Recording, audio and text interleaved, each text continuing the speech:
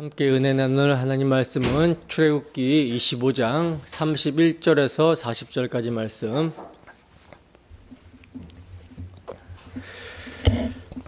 다 찾으셨으면 함께 한 목소리로 합독하겠습니다. 시작.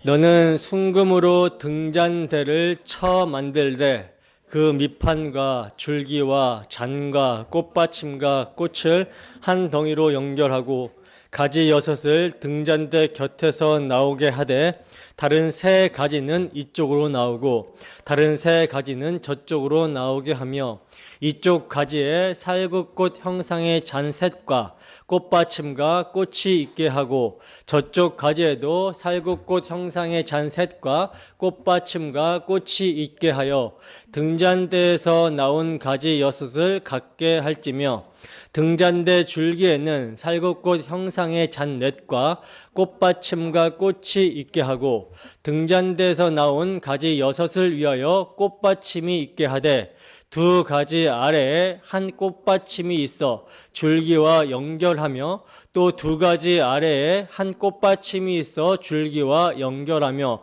또 2가지 아래에 한 꽃받침이 있어 줄기와 연결하게 하고 그 꽃받침과 가지를 줄기와 연결하여 전부를 순금으로 쳐 만들고 7등잔 7을 만들어 그 위에 두어 앞을 비추게 하며 그 불집게와 불똥 그릇도 순금으로 만들지니 등잔대와 이 모든 기구를 순금 1달란트로 만들되 너는 삼가 이 산에서 내게 보인 양식대로 할지니라. 아멘. 등잔대를 통해 계시된 복음, 등잔대를 통해 계시된 복음이라는 제목으로 하나님 말씀 증거하도록 하겠습니다. 계속해서 우리는 성막 안에 있는 기구들을 하나하나 살펴보고 있어요. 이 기구들이 예수 그리스도의 인격과 사역을 어떻게 증거하고 있는지, 또 예수 그리스도와 믿음으로 연합이 된 예수 그리스도의 몸된 교회인 우리에게는 어떻게 적용이 되는지 하나하나 이렇게 자세히 살펴보고 있는데, 제가 지금 하고 있는 해석은요, 제 마음대로 자의적으로 하고 있는 해석이 아니에요. 성경에 명확하고 확실한 증거를 가지고, 근거를 가지고 해석을 하고 있습니다. 오늘 보면 40절에 보면 하나님께서 모세에게 말씀하시기를 너는 삼가 이 산에서 내게 보인 양식대로 할지니라, 이렇게 말씀을 하시고 있죠. 그러니까 하나님께서는 모세를 산꼭대기로 부르셔서 성막과 그 안의 기구들을 어떻게 만들어야 하는지 그 양식을 보여주시면서 그대로 만들라고 말씀을 하시고 있어요. 근데 이 양식이 히브리서 기자는요, 신약의 히브리서 기자는 말씀하기를 뭐라고 말씀하시냐면 하늘에 있는 것들의 모형과 그림자다라고 말씀을 합니다. 히브리서 8장 5절 말씀 볼까요? 히브리서 8장 5절 말씀입니다.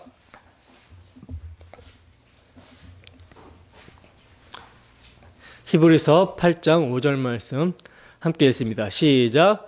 그들이 섬기는 것은 하늘에 있는 것의 모형과 그림자라. 모세가 장막을 지으려 할 때에 지시하심을 얻음과 같으니 이르시되 삼가 모든 것을 산에서 내게 보이던 본을 따라 지으라 하셨느니라. 아멘. 보시다시피 하나님이 모세에게 보여주신 성막과 그 안의 기구들의 양식은 뭐라고 합니까? 하늘에 있는 것들의 모형과 그림자다, 이렇게 말씀을 하고 있죠. 자, 그러면 그림자와 모형의 실체, 하늘에 있는 거, 하늘에 있는 분이 누굽니까? 요한복음 3장 13절 볼까요? 요한복음 3장 13절. 요한복음 3장 13절. 함께 했습니다. 시작. 하늘에서 내려온 자 곧 인자 외에는 하늘에 올라간 자가 없느니라. 아멘. 보세요. 하늘에 계신 분이 누굽니까? 오직 인자 외에는 없어요. 그죠? 그러니까 하늘에 계신 분은 예수 그리스도십니다. 그래서 예수님은 요한복음 5장 39절에서 모든 성경이 나에 대해서 증거한다 라고 이렇게 말씀을 하셨던 거예요. 따라서 새 언약의 일꾼들은 성경 스스로가 자증하고 있는 이 명확하고 확실한 근거를 가지고 성경을 해석해야 되는 거예요. 그러니 당연히 하늘에 있는 것의 모형과 그림자로 주어진 성막과 그 기구들은 하늘에 계셨다가 이 땅 가운데 내려오신 분, 내려오셔서 자기 백성을 그들의 죄에서 구원하신 분, 예수 그리스도를 계시하고 있는 것이죠. 때문에 제가 이렇게 담대하게 이 내용이 예수 그리스도와 그의 십자가 복음이다, 이렇게 증거를 할 수 있는 것입니다. 성경은요, 너무나도 명확하게 성막과 그 기구들이 하늘에 있는 것의 모형과 그림자다라고 말씀을 하고 있어요. 그래서 성막과 그 기구들은 복음 덩어리다라고 이렇게 표현할 수 있는 것이며, 따라서 우리는 이것을 상고하면서도 복음을 만나고 복음을 볼 수 있어야 하는 것이죠. 예수 그리스도의 인격과 사역, 십자가 복음을 듣고 보고 할 때 믿음이 견고해집니다. 믿음이 견고해지고 그 믿음으로 복음에 합당한 그리스도와 연합된 삶, 섬김의 삶을 살아갈 수 있게 되는 거예요. 이 시간 성령께서 지혜와 계시형으로 충만하게 임하여 주셔서 우리 주 예수 그리스도가 우리 모두에게 밝히 보여지는 시간 되기를 참으로 소원합니다. 자, 그림을 보겠습니다. 그림을 좀 봅시다. 지난 시간에 봤던 그림인데 우리는 계속해서 성막을 살펴보고 있잖아요. 제가 성막에서 중요한 것이 성소다라고 이렇게 말씀을 드렸었죠. 그 성소가 이렇게 휘장을 두고 두 부분으로 나누어집니다. 휘장 안쪽은 어디라고 했어요? 지성소라고 말씀을 드렸고, 그 지성소에는 성막의 축소판이라고 할 수 있는 언약궤가 있다. 하나님이 임재하시고 좌정하여 앉으시는 언약궤가 있다라고 말씀을 드렸어요. 그리고 지금 보시는 데가 이제 성소입니다. 성소. 그 성소 안에는 세 가지 기물이 있는데 오늘은 그 기물들 중에 등잔대에 대해서 살펴보고자 합니다. 성소는 여러분 지난 시간에도 말씀을 드렸지만 제사장들이 하나님을 섬기는 곳이다 라고 말씀을 드렸었잖아요. 하나님을 섬기는 곳. 근데 거기에 뭐가 차려져 있다라고 그랬죠? 진설병상, 밥상이 차려져 있어요. 그러니까 하나님을 섬긴다라는 것은 우리가 뭔가 해야 하는 일이 아니라, 하나님께서 우리의 노동력을 착취하시거나 그런 걸 하시는 분이 아니라 하나님께서 우리에게 베풀어 주신 것을 우리가 마음껏 경험하는 것. 하나님이 우리에게 식탁을 차려주시면 그것을 감사히 먹고 너무 맛있습니다, 너무 감사합니다, 이렇게 반응하며 하나님과 교제하는 것이 뭐다? 섬김이에요. 섬김.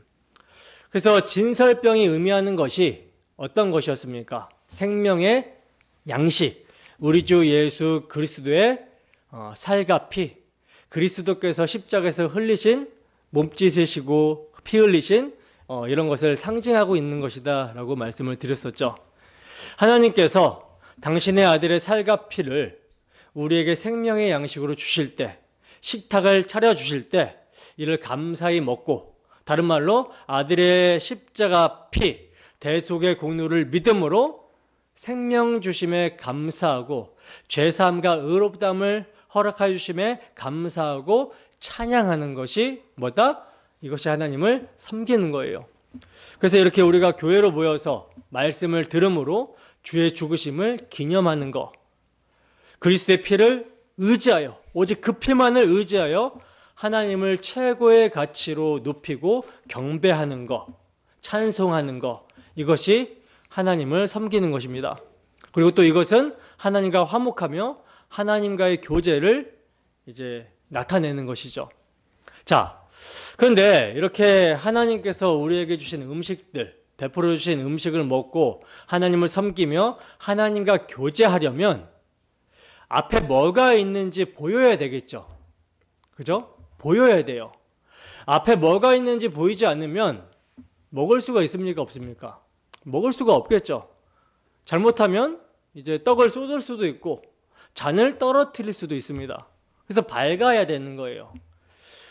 그래서 이것을 밝혀주는 것이 바로 뭐다? 등잔대다. 이 등잔대가 없으면 하나님이 베풀어 주신 것을 먹을 수도 없고 섬길 수도 없습니다. 하나님이 베풀어 주신 것들을 누릴 수가 없게 돼요. 성막은 외부에서 보면요, 그 겉모습이 해달의 가죽으로 이렇게 덮여 있기 때문에, 또 그것이 광야의 모래바람을 막기 때문에 굉장히 볼품이 없습니다. 예수님의 외형을 보여주는 거죠. 그러나 성막 안에는 신성의 영광을 나타내고 상징해요. 그래서 화려하게 수놓은 천으로 되어 있기 때문에 굉장히 아름답습니다. 근데 성소에는 창이 없기 때문에, 불빛이 없으면 늘 깜깜하기 때문에 이 아름다운 것을 볼 수가 없어요. 그래서 반드시 필요한 것이 뭐다? 등잔대라는 거예요. 등잔대에 빛이 비춰져야 성소 안에 있는 것들을 볼 수가 있는 것이죠. 그래서 그림에서 보시다시피 성소 안에는 예수 그리스도의 인격과 사역을 증거하고 있는 세 가지 기물들이 있죠. 첫 번째가 지난 시간에 살펴본 떡상, 진설병상이고요. 그리고 두 번째가 가운데 있는 분향단입니다. 이 분향단은 하나님께 나아갈 수 있도록 우리를 위해 중보기도를 해주시는 예수님의 기도를 의미하고요. 동시에 그리스도와 연합이 된 우리의 기도도 되죠. 예수 그리스도의 이름으로 기도를 드립니다라고 하면 우리의 기도가 하나님께 이렇게 상달되잖아요. 떡상도 마찬가지로 생명 양식 되시는 예수 그리스도, 또 그분을 믿어서 우리도 진설병이 되어지는 거예요. 순전한 떡에 참여하게 되는 거죠. 마찬가지로 분향단도 그리스도의 중보 기도를 상징하면서 동시에 성도의 기도까지도 이제 나타내고 있는 거예요. 그리고 이제 세 번째가 등잔대인데, 이 등잔대는 이런 일련의 모든 사역이 가능할 수 있도록 빛을 제공해 주시는 예수 그리스도의 능력, 조금 더 구체적으로는 예수님이 세상의 빛이신데 이 빛을 우리에게 전해주시는 성령의 조명이라고 할 수가 있습니다. 예수님이 없는 세상이라면 이것은 혼돈과 공허, 흑암이 깊은 위에 있는 상태라고 말할 수 있죠. 근데 하나님께서 그런 가운데 빛이 있으라 하시니 빛이 있었고 세상이 시작이 되잖아요. 마찬가지예요. 예수님을 모시지 않는 사람들의 영혼은 혼돈과 공허, 흑암입니다. 여기에 예수 그리스도의 밝은 빛이 우리에게 비춰지면 이제 빛의 자녀들이 되고 빛의 나라의 백성들이 되어지게 되는 거예요. 바로 이런 것들을 가르쳐주고 있는 것이 등잔대라는 것이죠. 그런데 이 빛이 그리스도께서 등잔대로 예표되었을 때는요, 이 빛이신 그리스도께서 등잔대로 예표가 되었을 때는 성도, 하나님의 백성들, 왕같은 제사장이 된 성도들의 마음에 비춰주는 빛을 말하는 거예요. 왜냐하면 등잔대는 지금 성소 안을 비추는 빛이잖아요. 성소 안에, 그죠? 이 성소에는 누가 들어갈 수 있습니까? 누가 들어가요? 하나님께서 허락하신 사람, 제사장만 들어갈 수 있게 되죠. 그런데 이 제사장이 누구를 대신해서 들어가냐면 이스라엘 백성들을 대신하여 들어갑니다. 그러니까 한마디로 하나님이 제사장을 만나 주신다라는 것은 누굴 만나 주시는 거예요? 이스라엘 백성들, 하나님의 백성들을 만나 주시는 것이 되는 거예요. 그러므로 성소 안에 있는 등잔대, 이 빛은 하나님의 백성들, 왕같은 제사장이 된 성도들의 마음을 비춰주는 빛을 말하는 것으로 이렇게 적용이 되는 것이죠. 물론 예수님께서는 세상을 비추는 참 빛으로 오셨습니다. 세상을 비추는 참 빛으로 오셨어요. 그러나 세상은 예수님이 빛으로 오셨음에도 그 빛을 알아봐요, 못 알아봐요? 못 알아봤다라고 요한복음은 증거하고 있죠. 심지어 자기 땅에 자기 백성에게 오셨지만 자기 백성이 영접하지 않았다라고 증거를 합니다. 참 빛이 와서 세상이 비춰졌지만 흑암에 사는 사람들이 그 빛을 싫어해서 그 빛으로 오기를 거절했다라는 거예요. 캄캄한 데 있다가 밝은 빛이 비춰주면 눈이 아프잖아요. 이와 같이 예수님이라는 빛이 딱 오셨을 때 눈이 비치니까, 눈이 부시니까 다 고개를 돌려서 외면해 버렸습니다.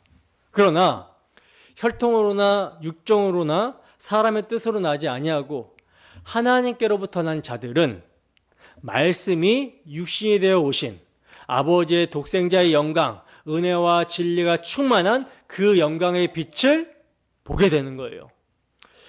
그러므로 성소 안 등잔대에서 나오는 빛은요, 모든 사람들에게 적용되는 빛이 아니라, 그런 빛이 아니라 성도 마음에 비춰지는 복음의 빛, 성령의 빛을 증거하고 있는 거예요. 성도는 이 빛으로 살고 이 빛이신 그리스도를 마음에 모시고 살아가는 사람들이라는 것입니다. 자, 그러면 이제 그림을 좀 보면서 등잔대의 구조에 대해서 말씀을 드릴게요. 다음 그림 좀 띄워주시고요. 본문 31절에서 36절 읽겠습니다. 함께 했습니다. 시작. 너는 순금으로 등잔대를 처 만들 때 그 밑판과 줄기와 잔과 꽃받침과 꽃을 한 덩이로 연결하고 가지 6을 등잔대 곁에서 나오게 하되 다른 3가지는 이쪽으로 나오고 다른 3가지는 저쪽으로 나오게 하며 이쪽 가지에 살구꽃 형상의 잔과 꽃받침과 꽃이 있게 하고 저쪽 가지에도 살구꽃 형상의 잔색과 꽃받침과 꽃이 있게 하여 등잔대에서 나온 가지 6을 갖게 할지며 등잔대 줄기에는 살구꽃 형상의 잔넷과 꽃받침과 꽃이 있게 하고 등잔대에서 나온 가지 6을 위하여 꽃받침이 있게 하되 2 가지 아래에 한 꽃받침이 있어 줄기와 연결하며 또 2 가지 아래에 한 꽃받침이 있어 줄기와 연결하며 또 2 가지 아래에 한 꽃받침이 있어 줄기와 연결하게 하고 그 꽃받침과 가지를 줄기와 연결하여 전부를 순금으로 쳐 만들고. 아멘. 자, 보세요. 하나님께서는 모세에게 등잔대를 만들라고 하십니다. 그래서 너는 순금으로 등잔대를 쳐서 만들되 그 밑판과 줄기와 잔과 꽃받침과 꽃을 한 덩어리로 연결하고 라고 하면서 쭉 설명이 이어지고 있는데, 여러분 우리가 성경의 설명대로 등잔대를 만드는 과정을 보면요, 머릿속으로 그림을 그리기가 쉽지가 않아요. 그죠? 너무 어렵게 설명이 되어 있습니다. 근데 그림을 딱 이렇게 보게 되었을 때, 아, 이게 이 이야기였구나. 왜 이렇게 어렵게 설명하고 있었지? 라는 그런 생각이 듭니다. 그죠? 어쨌든 그림을 보시면 이게 맨 아래에 있는 게 밑판, 그리고 줄기, 살구꽃 형상의 잔, 그리고 또 가지, 꽃받침, 꽃, 등잔, 이렇게 만들어지는 것을 보게 되죠. 이 등잔대를 만들 때의 특징은 우리가 앞에서 살펴본 언약궤나 또 진설병을 만들 때와는 달리 조각목이라는 것을 전혀 사용하지 않는다라는 거예요. 아카시아 나무 이런 것들을 사용하지 않는다라는 거예요. 오직 순금으로 만들라 합니다. 순금으로만. 이것은요, 특별히 그리스도의 영광스러움, 신성을 드러내기 위한 하나님의 명령이에요. 그리스도의 신적인 영광스러움을 나타내는 것이라는 거죠. 자, 그러면 어떻게 이러한 영광스러움이, 이런 신성의 영광스러움이 드러나게 되는지 계속해서 좀 보시면, 자, 등잔대를 만들라고 하시고 있는데 어떻게 만들라고 하시고 있습니까? 쳐서 만들라고 그러죠. 쳐서. 때리라는 거예요. 치라는 거예요. 그러니까 순금이니까 땅땅땅 때리고 치면 펴지고 굽어지고 뭐 그렇게 되겠죠, 모양들이. 자, 그러면 이것을 여러분 어떤 사람이 만들어야 될까요? 금을 쳐서 모양을 만들고 이런 것은 아무나 만들 수 있는 것이 아니잖아요. 그죠? 그러니까 굉장히 잘 숙련된 장인들이 만들 수 있다는 것이고, 또 많은 시간과 노력이 필요하겠죠.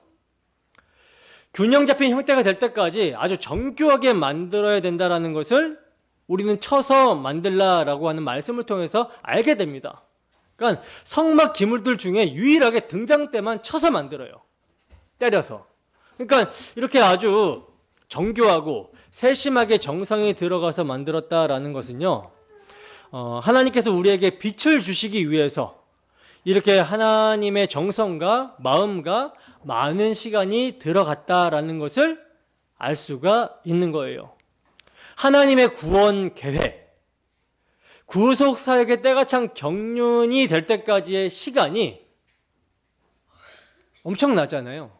그죠? 바로 이것이 들어갔다라는 것을 포함하고 있는 거죠. 반면에 인간들이 만든 우상, 이게 최고다, 이게 신이다 라고 했었던 거, 그런 것들은 이제 굉장히 뚝딱뚝딱 만들어지는 것을 보게 됩니다. 그게 이제 나중에 나오게 되는 사건인데, 아론을 필두로 해서 이스라엘 백성들이 금을 모아다가 송아지를 만들죠. 황금 송아지.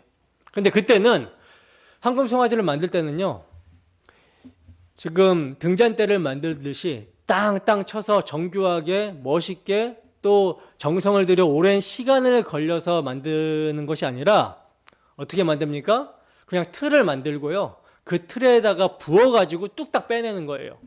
그러니까 어떤 노력도 없고 굉장히 쉽습니다. 근데 이게 바로 인간이 만들어내는 신, 인간이 만들어낸 우상들의 특징이라는 거예요. 하나님이 우리에게 소망을 주시기 위한 등잔대는 굉장히 정교하고 하나님의 마음이 드러나는 방법으로 만들어지는데, 반면 인간들은 하나님을 따라하기 위해서 결과만 비슷하면 된다라고 하면서 우상을 만드는데 뚝딱 만들어내버려요. 하지만 결과도 완전히 달라지죠. 하나님께서는요, 우리에게 생명의 빛을 비춰주시기 위해서 그리스도를 고난과 죽음에 내어주셨어요. 그 당신의 아들을 보내셔서 화목제물로 고난과 죽음에 내어주시기까지 아주 오랜 시간이 걸렸습니다. 에덴 동산에서 그 타락해서부터 해가지고 예수님이 오시기까지는 많은 시간이 걸렸고, 또 많은 여러 가지 일들이 펼쳐지는 역사 속에서 하나님은 신실하게 구속 사역을 계속 진행시켜 오셨습니다. 그래서 이렇게 등잔대를 쳐서 만든다라고 했을 때는 하나님의 정성이 들어가 있고, 또 다른 의미에서 쳐서 만든다라고 했을 때는 하나님의 치심이 들어갑니다. 그게 뭐냐? 예수 그리스도를 치시는 거예요. 예수 그리스도의 고난, 그리고 그분의 죽음, 이것까지 의미를 포함하는 것이 순금 등잔대를 만드는 방법입니다. 그러므로 십자가로 인해서 나타난 그리스도의 영광을 강조하기 위해서 순금으로 만들어라 이렇게 하신 것이고, 또 만들 때 쳐서 만들라고 하신 거예요. 그러니 그리스도의 십자가의 영광이 우리에게 얼마나 귀하게 전해졌는지, 임하게 되었는지를 등잔대를 만드는 것을 통해서도 우리는 알 수가 있게 된다라는 거죠. 계속해서 보시면, 자, 등잔대는 7개의 등잔을 받치고 있습니다. 7개의 등잔. 그림 보면은 7개죠. 맨 위에 달려있는 게 이제 등잔인데 7개를 등잔대가 받치고 있어요. 사실 등잔과 등잔대는 순금으로 연결해라, 하나의 순금으로 이렇게 쭉 연결되어 있기 때문에 하나이긴 하지만 구별해서 볼 필요가 있거든요. 어떤 구별이냐? 이 등잔대가 자기 고난으로 얻으신 그리스도의 영광스러움을 상징하는 거라면, 등잔대가 받치고 있는 등잔과 그 위에 등불, 이런 것은요, 그리스도로부터 나오시는 성령의 조명을 나타냅니다. 그러니까 등잔대는 예수 그리스도를 예표로 하고요, 그리고 등잔대 위에 그 등잔들이 올라가고 거기에 불이 켜지죠. 이것은 이제 성령의 조명을 나타내는 거예요. 그러니까 예수님을 통해서 성령님이 오시고 그 성령께서 불을 비춰주시는 것입니다. 요한복음 15장 26절입니다. 요한복음 15장 26절. 요한복음 15장 26절.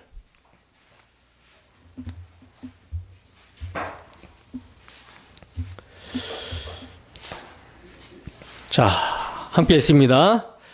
시작. 내가 아버지께로부터 너희에게 보낼 보혜사 곧 아버지께로부터 나오시는 진리의 성령이 오실 때에 그가 나를 증언하실 것이요. 아멘. 자, 보시면 예수님께서 아버지로부터 받아서 보내주시는 보혜사, 그러니까 예수님께서 아버지께로부터 나오시는 진리의 성령을 보내주시는 거예요. 그래서 그 성령이 오시면 누구를 증거하느냐? 누구를 증언한다 그래요? 빛이신 예수 그리스도를 증언한다라고 그러죠. 따라서 성령께서 오시면 우리에게 빛을 비추셔서 예수 그리스도가 누구신지, 그는 성자 하나님이다, 그가 왜 오셨는지, 우리의 죄를 위한 대속제물로 십자가를 지시기 위해서시다 라는 그의 사역, 십자가의 영광을 이해하고 깨닫게 하고 믿게 하죠. 그래서 등잔 때의 불빛은 성령의 조명이라고 할 수 있는 거예요. 사도행전 2장 33절 보겠습니다. 사도행전 2장 33절.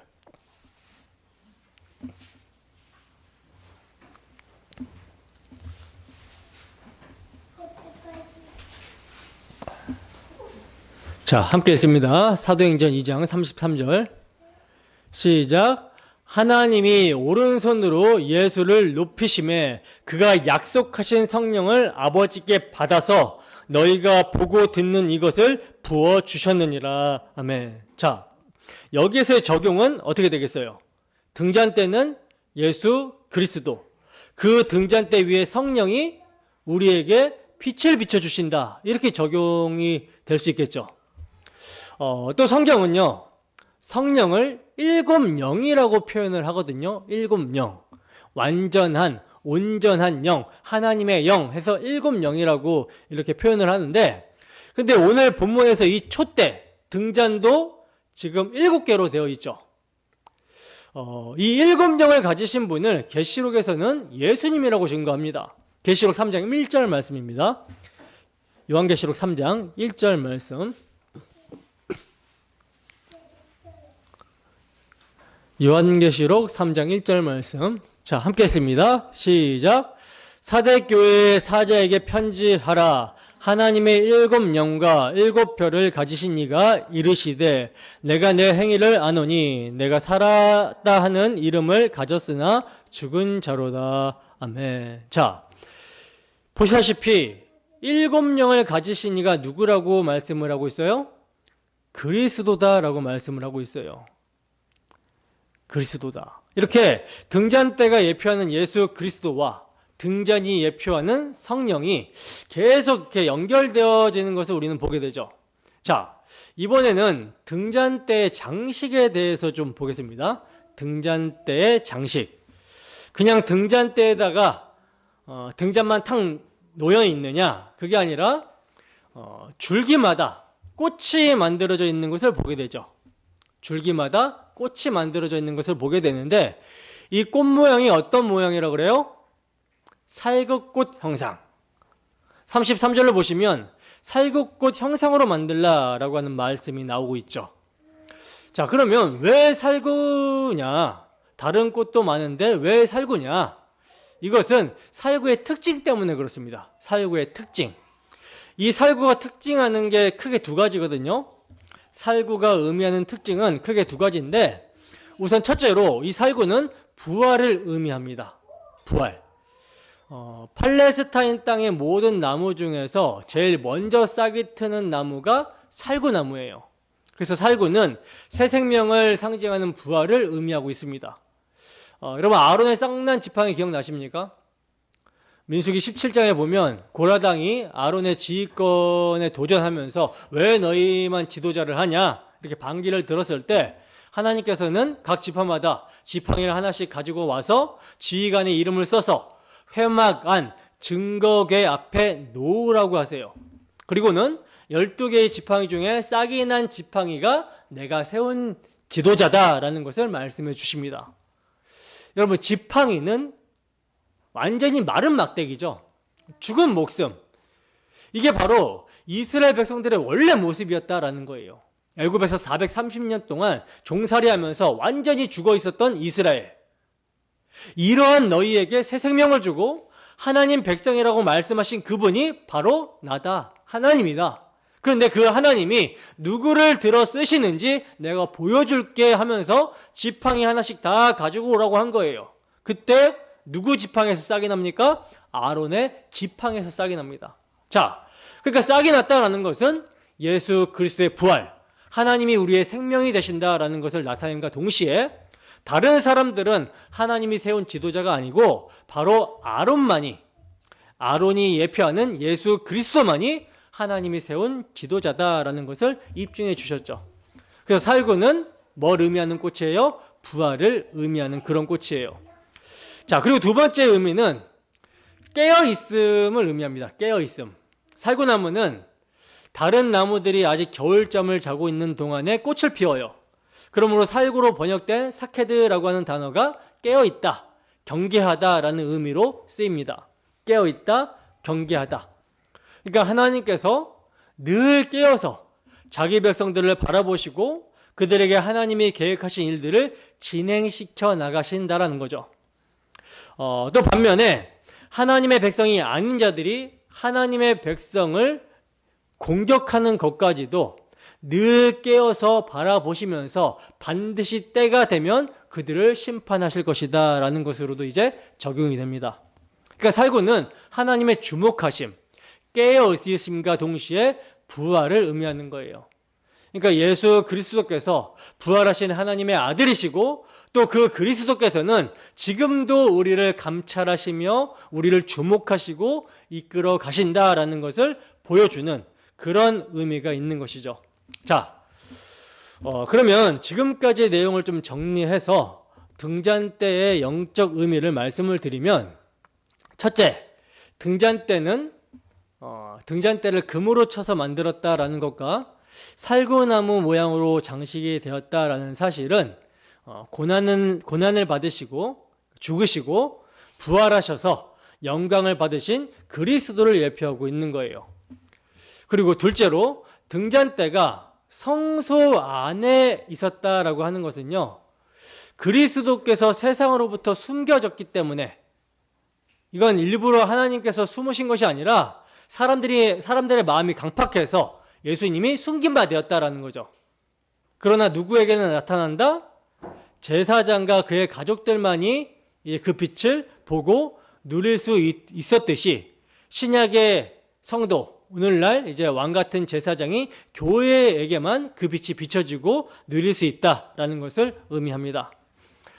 자, 그리고 셋째, 7개의 기름으로 된 등잔은 하나님의 백성을 위한 그리스도의 선물, 즉 보내심을 받아 우리에게 찾아오신 성령님을 의미한다라고 그랬죠.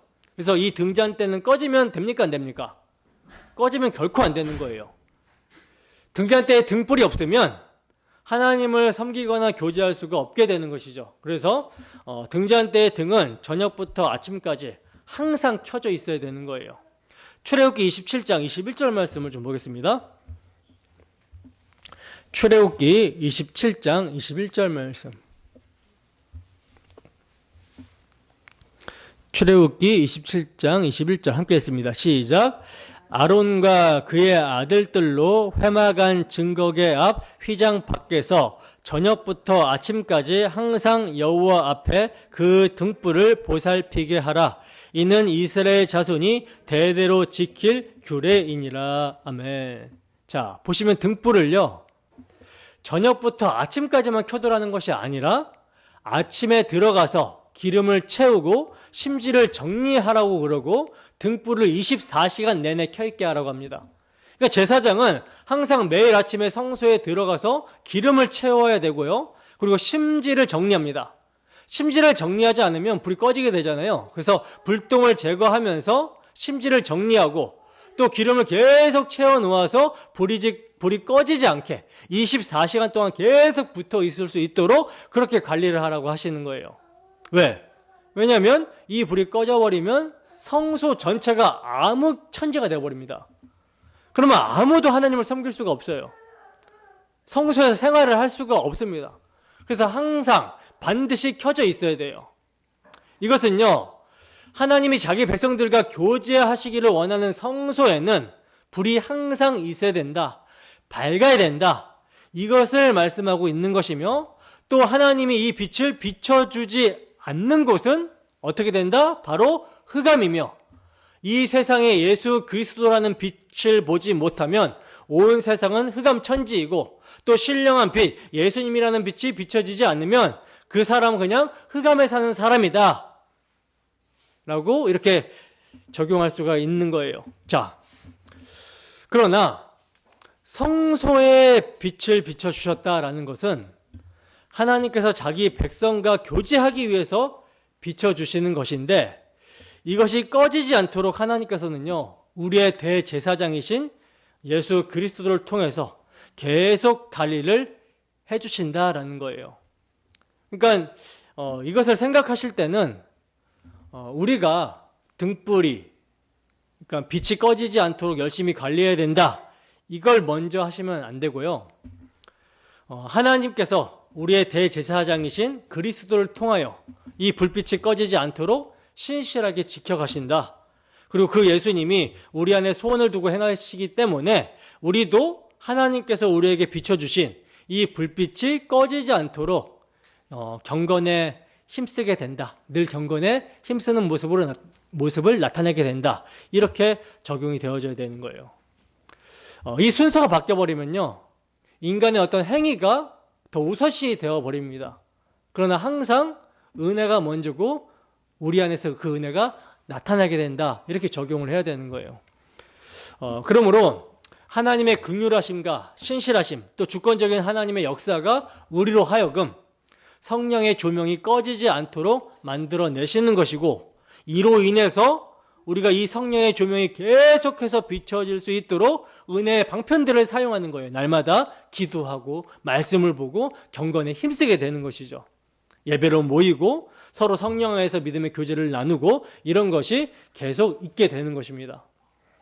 고린도후서 4장 6절 말씀입니다. 고린도후서 4장 6절 말씀.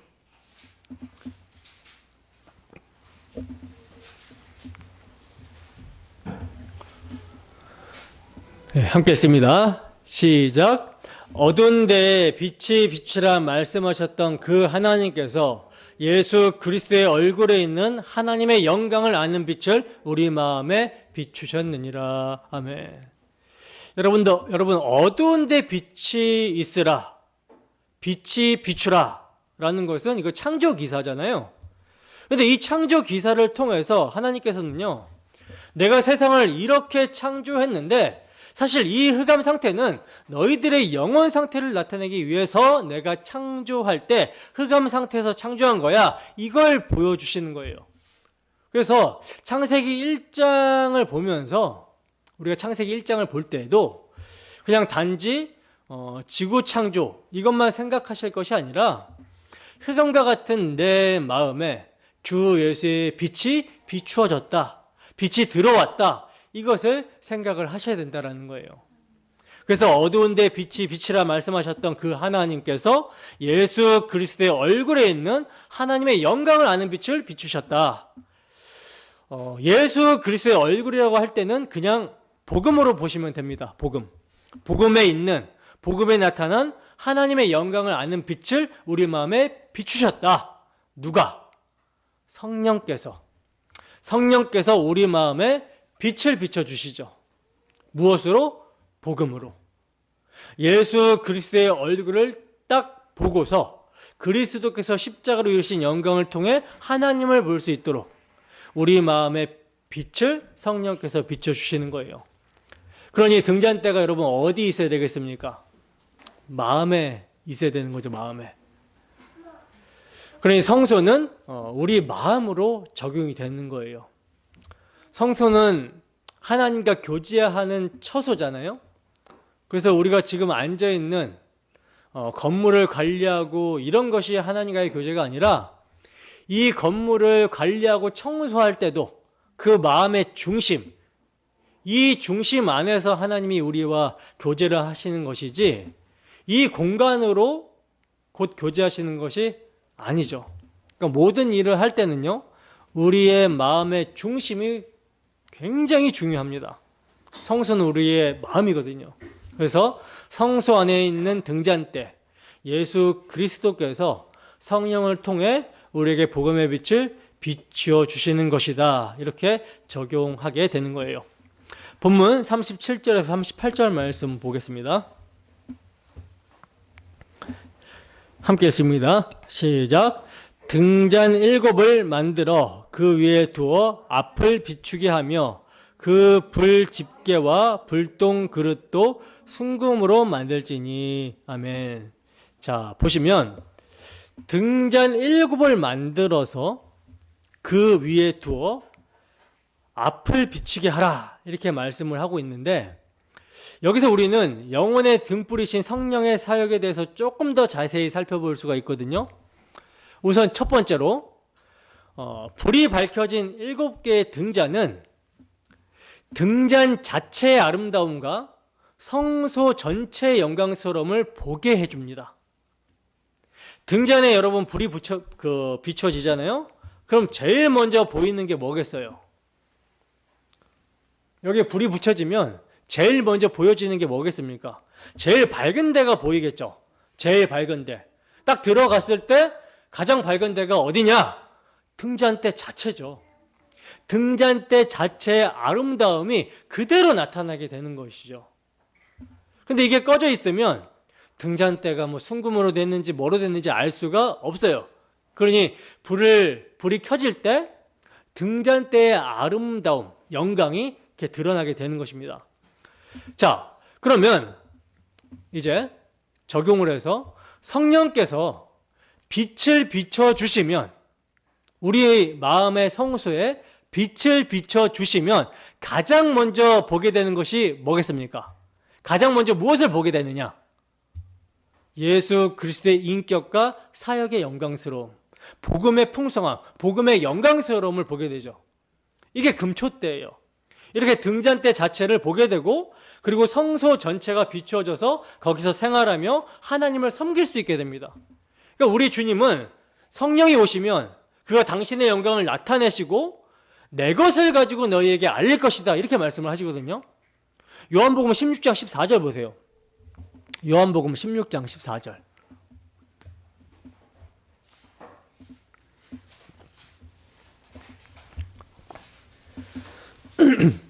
요한복음 16장 14절 함께 읽어보겠습니다. 시작.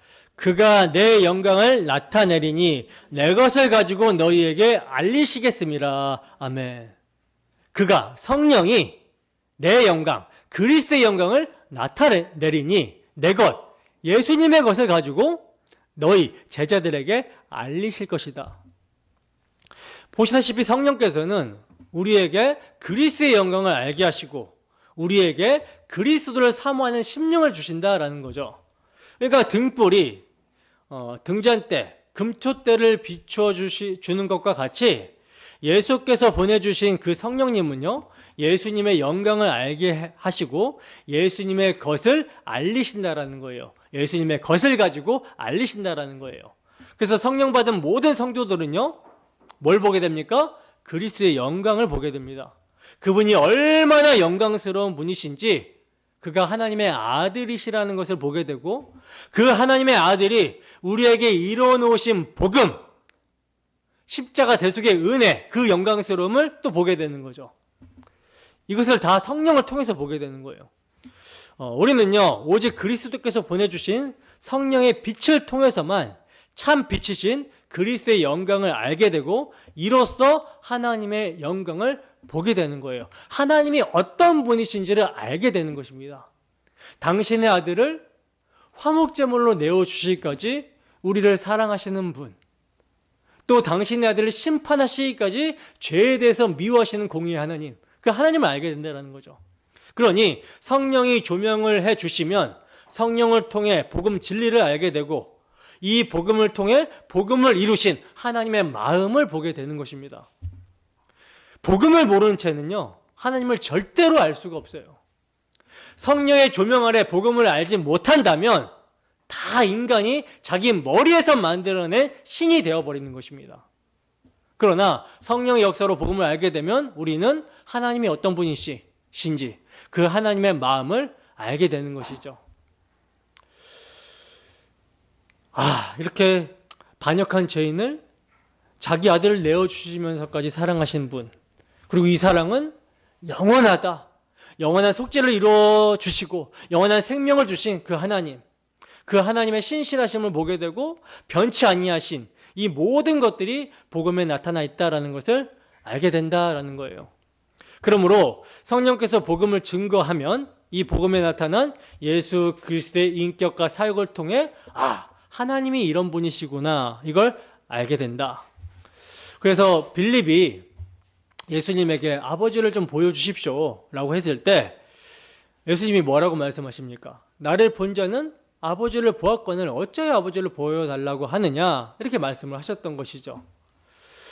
그러나 제자들은 예수님을 보면서도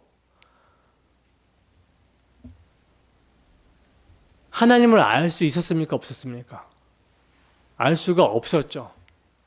또 예수님이 누구신지, 그분이 어떤 사역을 하시는지 여전히 알 수가 없었어요.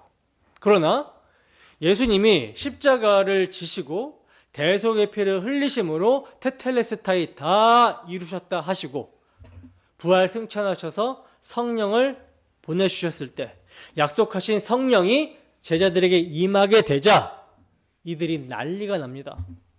이 놀라운 복음의 영광스러움과 풍성함을 깨닫게 되니 예전에는 죽기를 무서워서 벌벌벌 떨었던 자들이, 예수님 십자가 앞에서 예수님 버리고 다 도망갔던 자들이 이제 어떻게 해요? 목숨 걸고 주님의 증인이 되겠다라고 하면서 막 사도행전이 펼쳐지는 거예요. 그러니 그의 영광을 보면 자발적으로 성령께서 우리 마음을 뜨겁게 하시고 우리를 사용해 가시는 것입니다. 그래서 우리가 이렇게 하나님을 알기 위해서는 복음을 알아야 되고요. 복음이 무엇이냐라고 하면 예수님이 누구시고 우리를 위해서 무엇을 해주셨는가, 이거를 깊이 연구를 해야 되는 것이죠.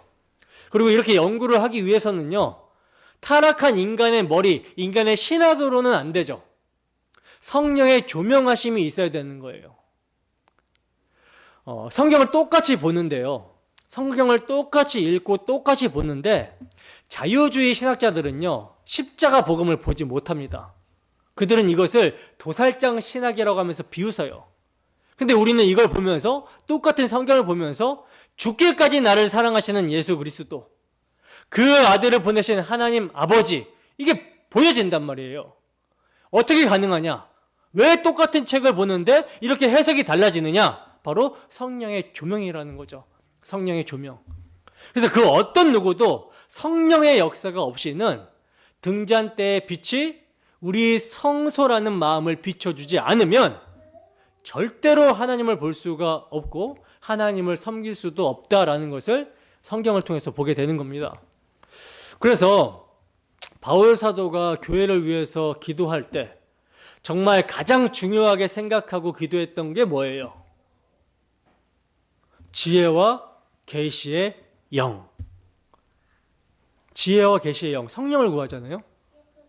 지혜와 계시의 영, 성령으로 충만케 하시고 그 성령께서 우리의 마음의 눈을 밝혀주셔서 하나님을 알게 해달라. 하나님이 우리를 부르신 부르심의 소망을 알게 해달라. 성도 안에 그 기업의 영광의 풍성함이 무엇인지를 알게 해달라. 그 힘의 위력으로 역사하심을 따라 믿는 우리에게 베푸신 능력의 지극히 크심이 무엇인지를 알게 해달라. 이걸 기도를 하고 있어요. 그러므로 우리는 오직 그리스도께서 보내신 성령의 빛을 통해서만 참 빛이신 그리스도의 영광을 알게 되고 이로써 하나님의 영광을 보게 되는 것입니다. 시편 기자는 시편 36편 9절에서 이렇게 말씀하고 있어요. 진실로 생명의 원천이 주께 있사오니 주의 빛 안에서 우리가 빛을 보리이다. 생명의 원천이 주께 있사오니 주의 빛 안에서 우리가 빛을 보리이다. 자, 그리고 둘째로는요, 등잔대는 진설병상의 맞은편이 있기 때문에 항상 상 위에 떡을 비추고 있어요. 출애굽기 40장 24절 말씀 보겠습니다. 출애굽기 40장 24절 말씀.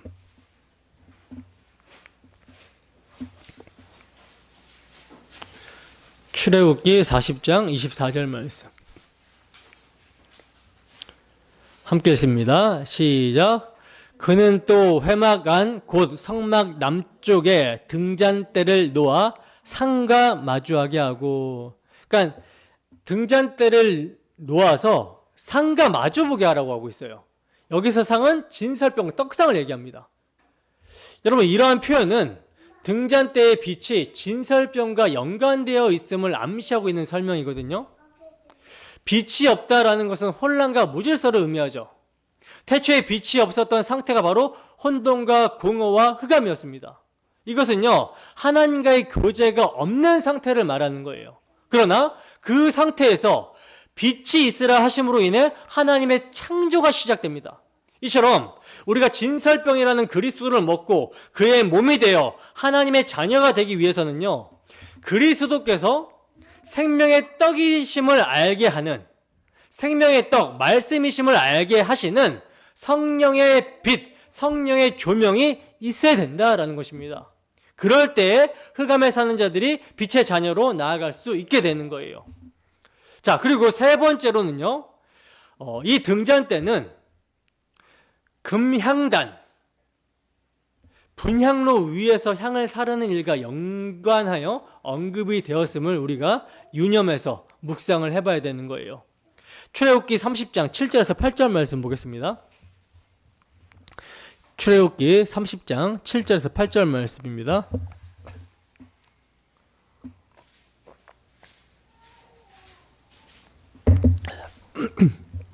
자, 함께 읽습니다.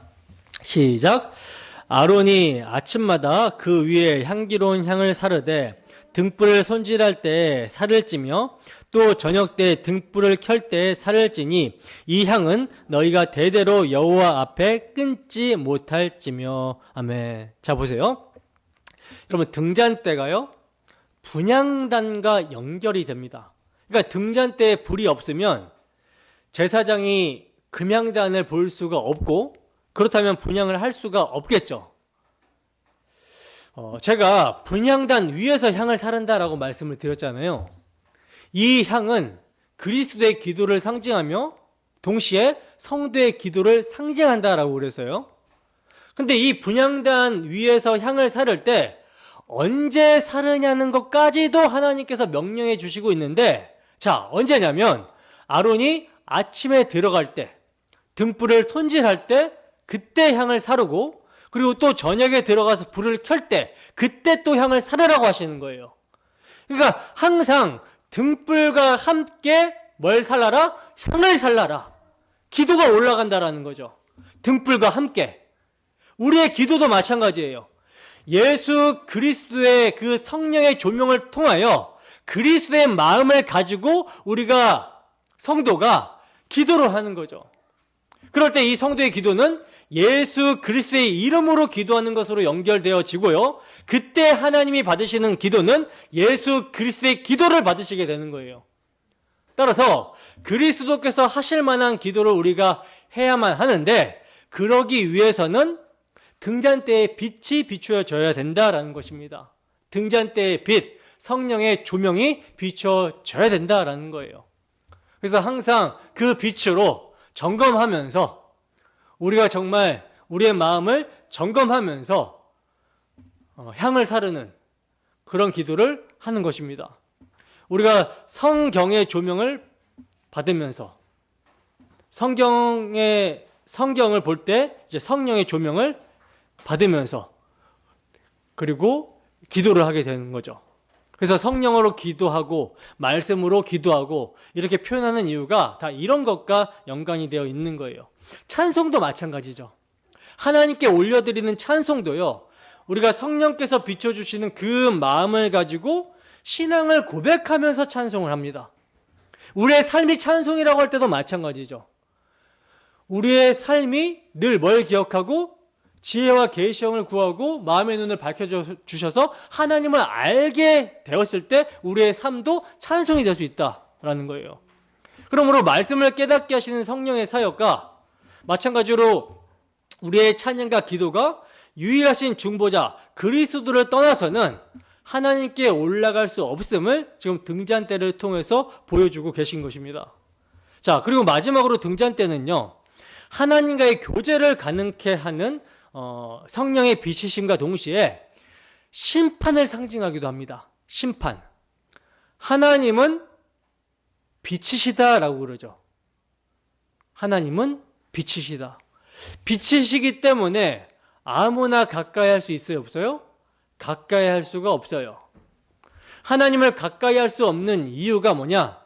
하나님은 거룩하신 빛이시기 때문에 타락한 죄인, 어둠 가운데 있는 죄인이 하나님을 가까이 하게 되면 바로 죽습니다.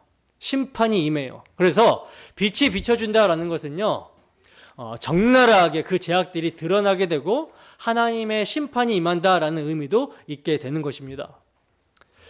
모세는 하나님에 대해서 설명할 때 뭐라고 설명하냐면, 하나님은 소멸하는 불이시고 질투하시는 하나님이시다라고 설명을 해요. 소멸하시는 불, 그러니까 태워버리시는 불이에요. 질투하시는 하나님. 반면에 복음을 믿고 그리스도 안에 있는 사람들, 우리들이죠. 우리들에게는 하나님이 빛이시다. 그러면 이 빛이 비춰주신다라고 할 때는 이게 어떤 빛일까요? 구원의 빛, 생명의 빛, 교제를 가능케 하는 빛이 되는 거죠. 마찬가지로 여러분, 이 빛이 비추어지면, 성령께서 우리 마음을 빛으로 비추어 주시면 우리의 더러움이 보일까요? 안 보일까요? 성령께서 빛을 비춰주시면, 성령께서 예수 그리스도, 우리들의 밝은 빛 예수 그리스도를, 그 십자가를 밝히 조명해서 비춰주시면 그 십자가를 통해서 우리를 보게 될 때 우리의 더러움이 드러날까요? 안 드러날까요? 당연히 드러나고 보여지겠죠. 당연히 성령이 빛을 비춰주시면 우리 안에 깨끗한 척, 위선 떨었던 거, 막 잘난 척 했던 거, 이게 다 보인다라는 거예요. 그런데 불신자들 같은 경우는 비춰져도 그들이 보지 않으려고 합니다. 그래서 결국 그 심판을 마지막 날에 당하게 되는 거예요. 회개하지 않고 예수님을 믿지 않으니 죄가 그대로 남아있게 되어서 마지막 날에 심판을 받게 됩니다. 그러나 하나님의 백성들, 은혜가 임한 자들에게는요, 이 빛이 비춰지면 자기의 더러움과 추악함을 적나라하게 보게 되죠. 그리고는 외면하는 것이 아니라 자기 죄의 문제를 가지고 애통하고 회개합니다. 그러니까 하나님께서 이걸 비춰주신 이유가 뭐냐면, 드러내서 너 이렇게 더럽다, 이렇게 추악하다, 창피를 주시려고 하는 것이 아니라 드러내셔서 깨끗함을 받게 하기 위해서예요. 고쳐주시기 위해서입니다. 무엇으로 깨끗함을 받게 하는가? 그리스도의 십자가 대속의 피. 죄를 알지도 못하시는 하나님의 아들이 왜 율법의 저주를 십자가에서 받으셨는가? 이것을 보면서 자신의 추악한 죄 때문임을 알게 된 자들은요, 자신의 죄의 비참함을 보게 된 자들은 이 죄를 자기 스스로가 그 어떤 것으로도 해결할 길이 없고, 자신을 기다리는 것은 영원한 심판이고 저주라는 것밖에 없는데, 이러한 소망 없고 죽어 마땅한 죄인을 위해, 나 같은 죄인을 구원하시기 위해 하나님의 아들이 대신 심판을 받으셨다, 대속하여 주셨다라는 것을 믿게 되는 거예요. 그래서 그리스도의 피로 내가 영원히 속죄함을 받았다. 그 그리스도의 피가 적용됨으로 깨끗함을 받게 되었다. 그리스도 예수 안에 있는 자에게는 결코 정죄함이 없다. 그래서 이들에게 계속 주님께서는 빛을 비춰주심으로 주님 앞에 나아가서 주님과 교제할 수 있도록 해주시는 거예요. 계속 빛을 비춰주십니다.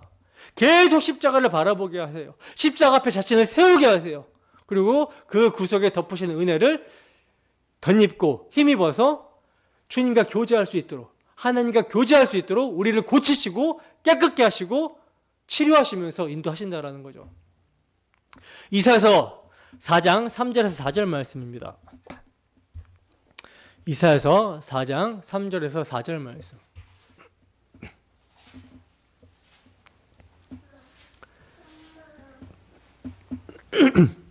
이사야서 4장 3절에서 4절 말씀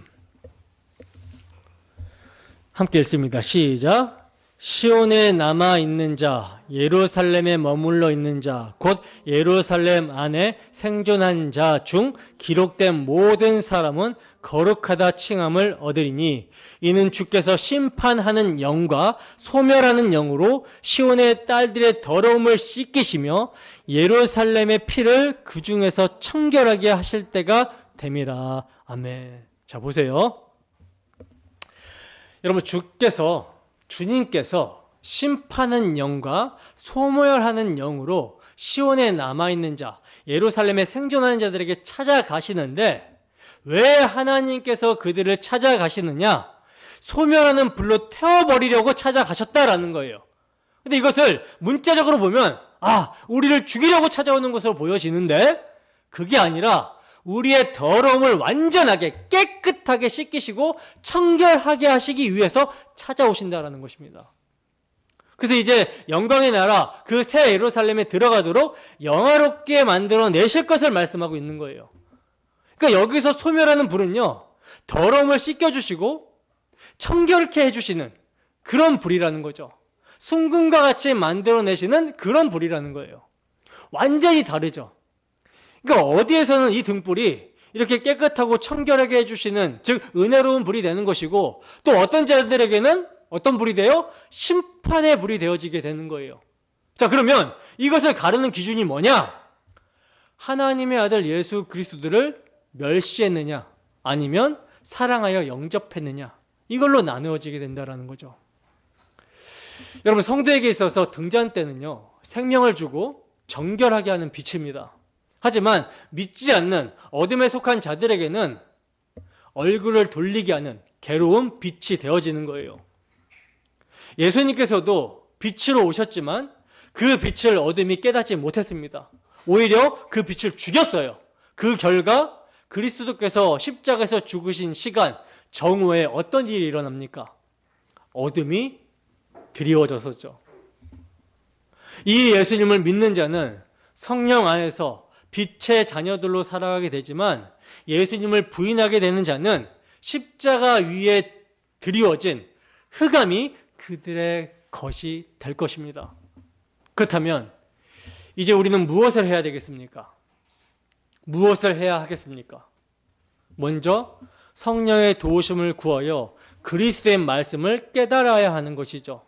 그리고 그리스도만이, 우리 주 예수 그리스도만이 우리의 참 빛이시며 소망임을 알고 그 빛 가운데로 걸어가야 하는 거예요. 성령께서는 우리 마음의 어둠을 몰아내시고 그리스도의 영광스러운 강체로 채우실 것입니다. 여러분, 우리들은요, 빛의 자녀예요. 성경은 우리를 빛의 자녀라고 증거합니다. 에베소서 5장 8절에서 9절 말씀입니다.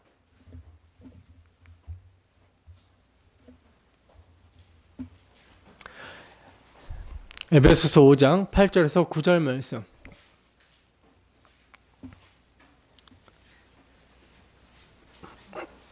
함께 했습니다. 시작. 너희가 전에는 어둠이었더니 이제는 주 안에서 빛이라. 빛의 자녀들처럼 행하라. 빛의 열매는 모든 착함과 의로움과 진실함에 있느니라. 아멘. 보세요. 우리가 전에는 어둠이었지만 이제 예수 그리스도의 빛이 비추어짐으로 회개하고 복음을 믿게 된, 이제는 죄사함과 의로웠다 하심을 얻어서 빛의 자녀가 되었다라고 합니다. 그러므로 빛의 자녀들처럼 뭐하라? 행하라는 거예요. 죄용사함을 받은 자답게 복음에 합당하게 믿음으로 행해라. 너희가 받은 은혜와 사랑을 나타내라는 것입니다. 지극히 풍성한 은혜를 나타내라는 거예요. 그 삶이 열매 맺는 삶인 것이죠. 그 열매는 모든 착함과 의로움과 진실함이라고 말씀을 합니다. 그리스도 안에서 나타나게 되는 열매예요. 그리스도 밖에 아니라 그리스도 예수 안에서 나타나는 열매가 모든 착함과 의로움과 진실함이다. 갈라디아서 5장 22절에서 26절 말씀입니다. 갈라디아서 5장 22절에서 26절 말씀.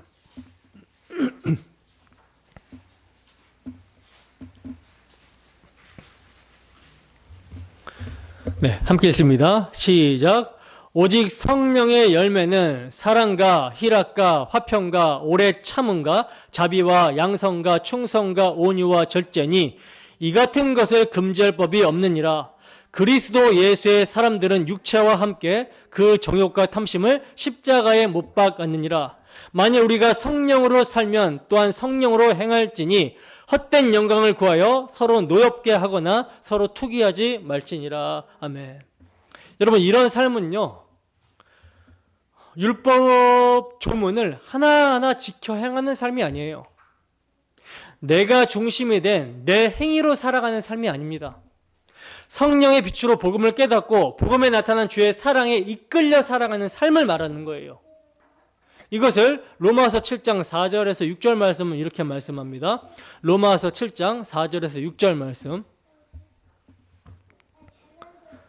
로마서 7장 4절에서 6절 말씀.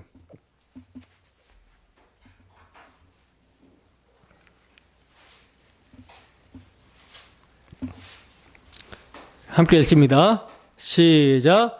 그러므로 내 형제들아 너희도 그리스도의 몸으로 말미암아 율법에 대하여 죽임을 당하였으니 이는 다르니 곧 죽은 자 가운데서 살아나신 이에게 가서 우리가 하나님을 위하여 열매를 맺게 하려 함이라. 우리가 육신에 있을 때에는 율법으로 말미암아 죄의 정욕이 우리 지체 중에 역사하여 우리로 사망을 위하여 열매를 맺게 하였더니 이제는 우리가 얼매였던 것에 대하여 죽었으므로 율법에서 벗어났으니 이러므로 우리가 영의 새로운 것으로 섬길 것이요 율법 조문에 묵은 것으로 아니할지니라. 아멘. 여러분, 영의 새로운 것으로 섬기고 있습니까?